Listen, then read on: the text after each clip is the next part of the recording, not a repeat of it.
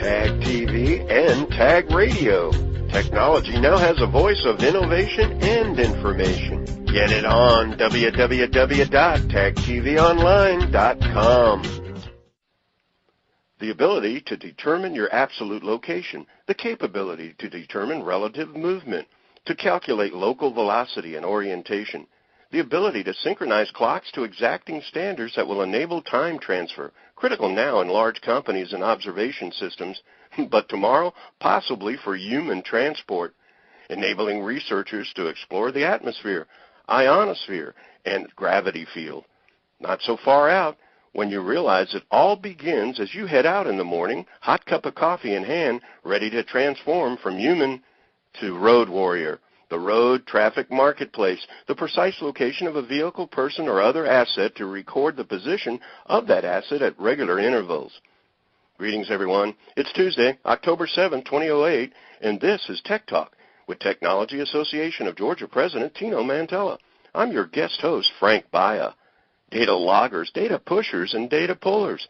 Today's Tech Talk is all about tomorrow's global ecosystem, the capability outcome of the consolidation in the mapping, navigation, and road traffic marketplace, as we speak with the founder and chief executive of IntelliOne, Ronald Herman, as industry visionary, personal traffic thought leader, and president of the company mobile location services operation. IntelliOne delivers live, high-resolution, road traffic information, personal data advice, and in-demand mobile location services.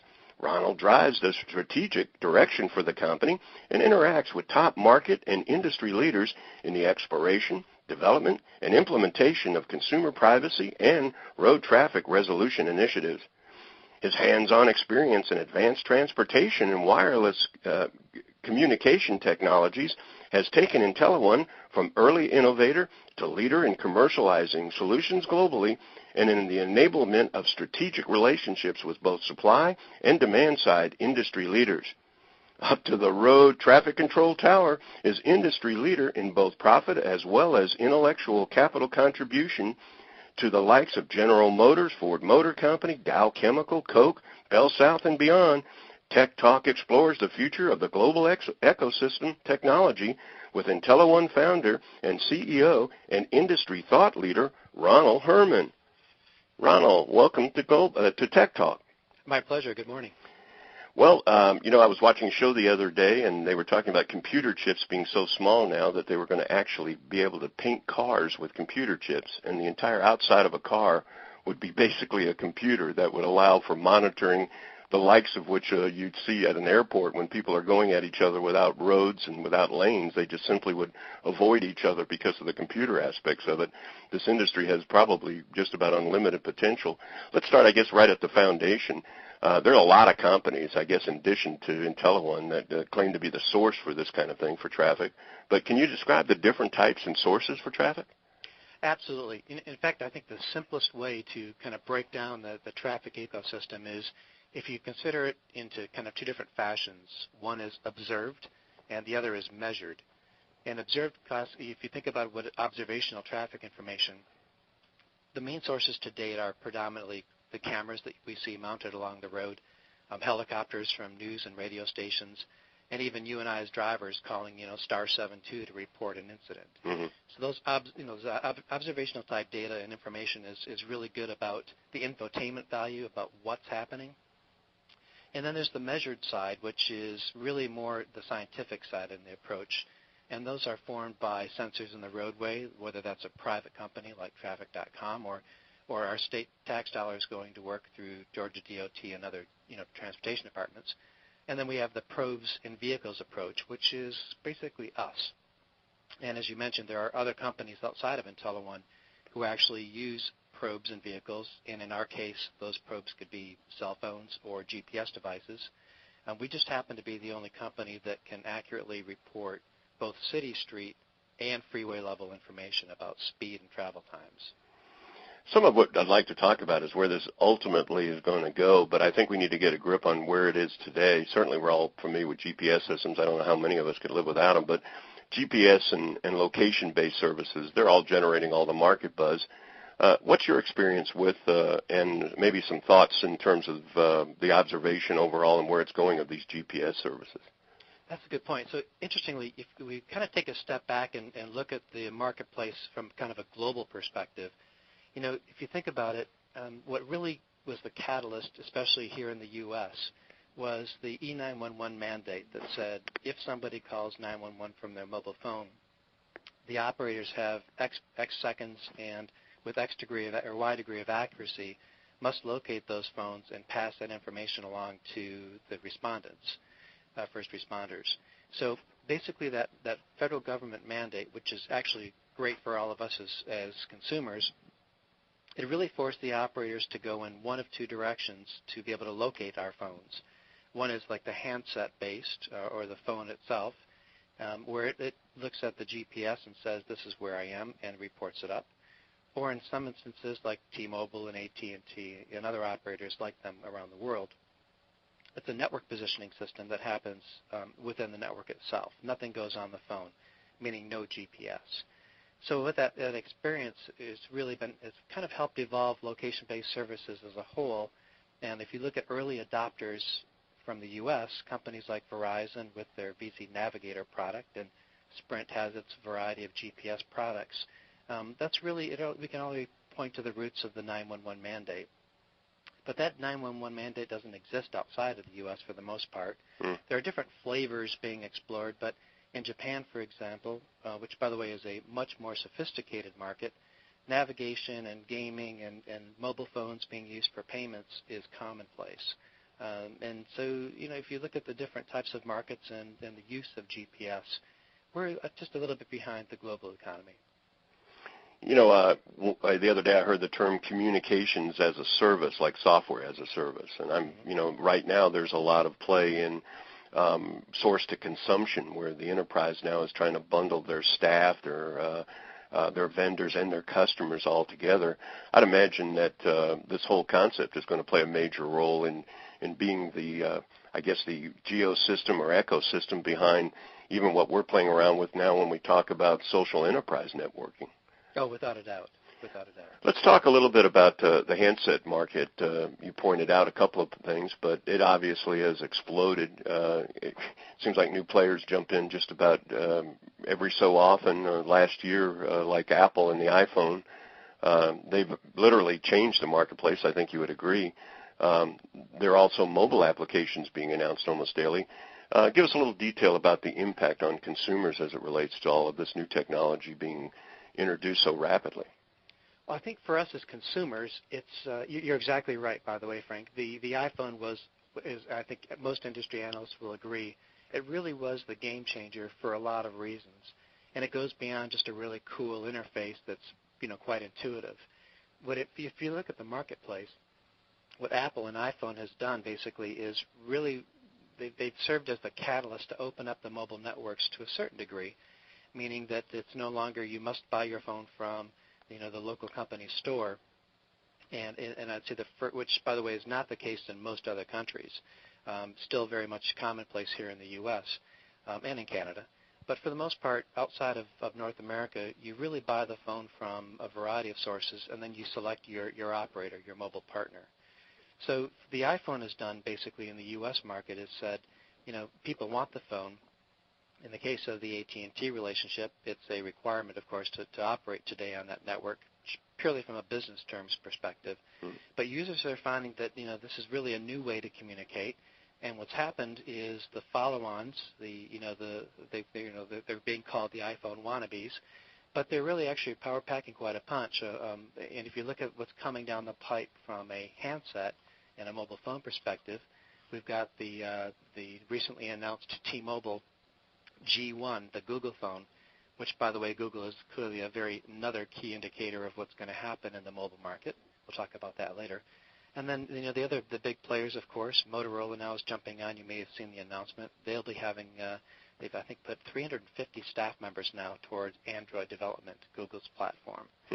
And Nokia, for our friends outside the U.S., has stepped in and said, I think in the next couple of days they'll be announcing the equivalent of the touch screen, both a high-end and a low-end phone called the Tube, which is an internal name. And it's, the and then of course BlackBerry, who's recently jumped in with heavy marketing toward you and I as consumers for BlackBerry phones versus traditional business and enterprise customers. They'll have their touchscreen available. So when you look at just the devices themselves and then the applications that those devices enable, our ability to communicate, and we call it seamless communication, I think is just now starting to get exciting. I think that's what, in fact, it was a telecommunications company that used to do unified services, as they were called just a couple of years ago, but now they were talking about communications as a service, kind of fundamentally working with a backbone network of some kind, basically the Internet. And I guess now you're looking at multiplayer games, logistics, retail sales, enterprise customers. It's all still about making the connection. It's all still about finding that relevant person that you're looking for. So I guess IntelliOne still remains that critical component. Yeah, I think if you look at what I tend to agree. I mean, we like to think that we're, without drinking our own Kool-Aid, clearly, we like to think that we'll also be a contributor into this exciting market change. We tend to focus on kind of the core value or the IP that we've created, and then and our position is let's help enable that and help enable operators to distribute that to you and I as consumers. So, yeah, we believe that there's a bit of thought leadership that we're hoping to provide the global economy and clearly the communications sector, and it really does focus on the two core competencies of being able to locate any kind of phone all the time with with really high accuracy and not using GPS, because that's that can be a costly and not necessarily all that accurate in many instances. And then the other, of course, is being able to say, well, based on all these phones everywhere they're traveling on the world's road network, how fast are cars actually moving? One of the fields that was evolving even a couple of years ago, I call them smart boards. We're starting to see them around town with all of these digital, almost plasma screen-like billboards. Aren't those amazing? Isn't it true that even in your field that you're talking about ping technology, where you'll be able to pick up a cell phone, hit the profile of the individual, and maybe change the message, a la Matrix? Is that something that is really a possibility? Absolutely. And in fact, the technology actually exists today. I know that it's been deployed and tested in some markets, but that's absolutely one of the byproducts of the location technology. So as I'm driving down the road, that billboard's going to know that I drink bourbon and not beer, and it'll change the ad on the message on the billboard. Potentially, yes. And probably in fact, I know some companies now are even playing around with systems in which you even can go to and not even be in a grocery store, but a grocery store or a restaurant will communicate menus or sales or discounts in an effort to try to get you to. I guess even these mobile devices will become pretty much the dominant media of the future in terms of what we would probably traditionally call marketing and advertising. That's exactly correct. And in fact, if you look at what Google has done, when we talked about game changers, Apple being the iPhone introduction and changing the way we think of phones, mobile phones specifically, and now here steps in Google, who's really nailed down the advertising spectrum, right? They've got 63% of all ad traffic online. And with their Android platform being first introduced here in the U.S. with T-Mobile and several others jumping on its bandwagon, now suddenly we have a location-based advertising model where I would expect in the not-too-distant future, rather than paying for applications like personal traffic advice, you can actually have that at no cost as a consumer in exchange for, perhaps while the phone is communicating with the network, getting a quick flash ad, a static ad that says, I hate to use this very trite, but the Starbucks around the corner, right? Yeah. It's very much a reality. No, I actually saw a presentation at a venture capital, startup elevator pitch, and the company was playing around with something like that. They weren't based on the technology, but based on the platform, and were leveraging restaurant promotions and those kind of things within a specific geographic area. Geospatial indexing, I can remember that from about 5 years ago, where they were talking about data mining longitude and latitude, and that you could build all of the content information history of that specific spot to the degree that you would actually create almost a virtual environment used for, say, first responders. In other words, a building would materialize right from your eyes just because you could put that into a high-speed computer. Might get a little bit too esoteric, but I was watching the news about the atomic collider, and they were actually talking about the future of that could very well be transportation, the old Star Trek kind of thing. Let's not go that far out, but let's talk about the near future. Well, with all of it hybridating so fast anymore, I think you'd agree, Ron, you got to wake up in the morning to see what's next because it just happens almost every day. But let's talk about the immediate. What do you see on the horizon, future of the communications field? What are some of the innovations we can look forward to in the near future? Well, you touched on something that's interesting, and that is, it's actually near and dear to us right now. And aside from all the financial calamity that's happening in the marketplace, if you think about, you touched on specifically, there are ways for us today, without breaching any sort of privacy factors, of course, which is key for all of us. Myself as an individual, of course, I really don't care to know. I don't really would like to have anybody know where I am personally, right? It's just the way it is. It's a very personal thing, and the cell phone is a personal product for me.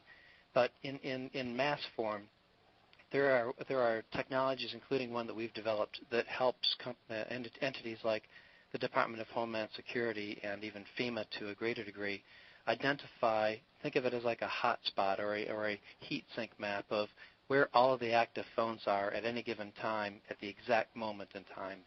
So in the form of first responders and evacuation management at a large scale, that could be an arena for Super Bowl. It could be what just recently happened with the series of hurricanes.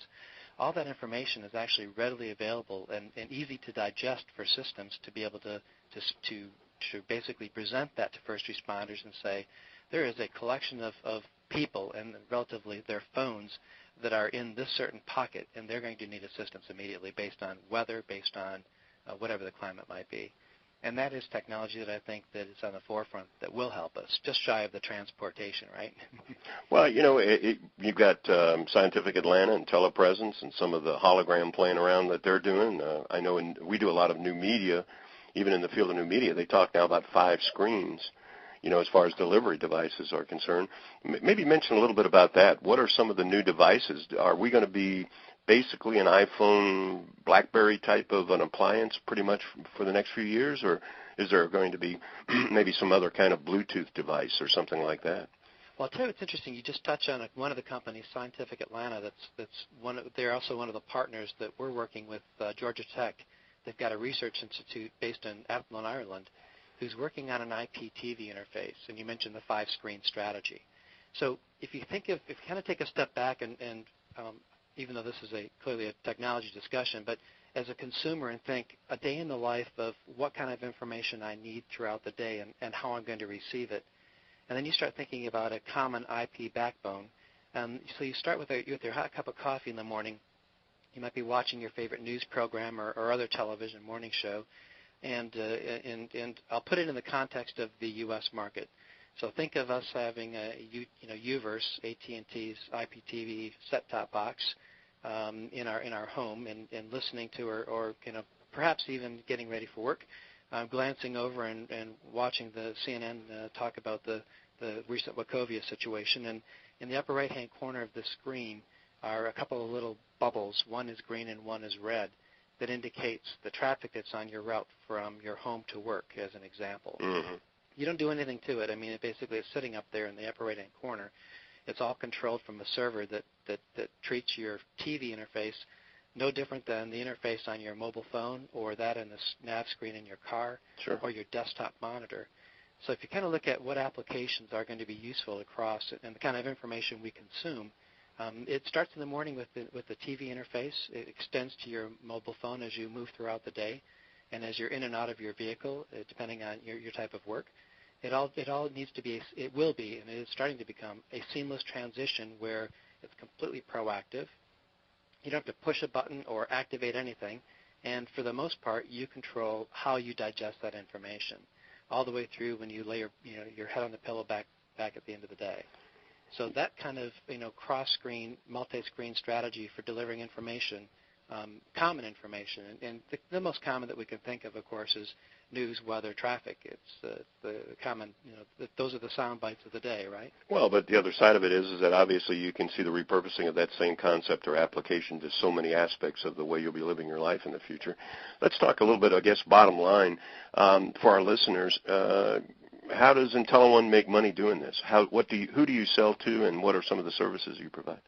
Sure. Well, our model is actually pretty straightforward. In fact, I think the third element of what we believe we've mastered in this, in our many years of existence now, even though we're just now commercializing, we've had the opportunity to understand and really focus on who wins and who loses in the ecosystem that we're playing. And if you look at the source of our information, clearly, we partner with mobile operators in order to have access to the raw goods. So we basically take this high volume, and when I say high volume, we're talking about billions of records a day of anonymous information that's passing through their network, and then we convert that into what we consider to be value-added information, whether it's mobile phone positions for use in delivering services or the traffic data for the road speed information. And then we deliver that into a content platform back through the operator or other partners so that you and I can use that information throughout our day, whether, again, it's on screen on the television screen in the morning or throughout the day, different sources of the information. So we make money in one of two fashions. Either the mobile operator offers the end user products. In this case, we're taking to market in Canada, for example, a product called Traffic Aid. And Traffic Aid is a personal traffic advisor that has a web interface for your browser, for your broadband connection, and one on your BlackBerry. We actually have one for the iPhone as well. And basically, it's not too different than what we just described a few moments ago. It monitors your movement because you've given it permission to do so, and it alerts you to basically traffic congestion as it's happening, and will help get you to your destination with a precise arrival time and without sitting in traffic. Well, Ronald, I'm thinking, are you still looking for investors? Sounds like a pretty good deal to me. We've been talking to Ronald Herman, and I guess you could say, Ronald, it's not just your father's traffic jam anymore. Very true. Road Traffic Marketplace. We've been visiting with Ronald Herman on Tech Talk. Ronald, thank you. IntelliOne is the name of the company. IntelliOne.com is the website. Ronald, thank you for joining us on Tech Talk today. Thank you, Frank. My pleasure.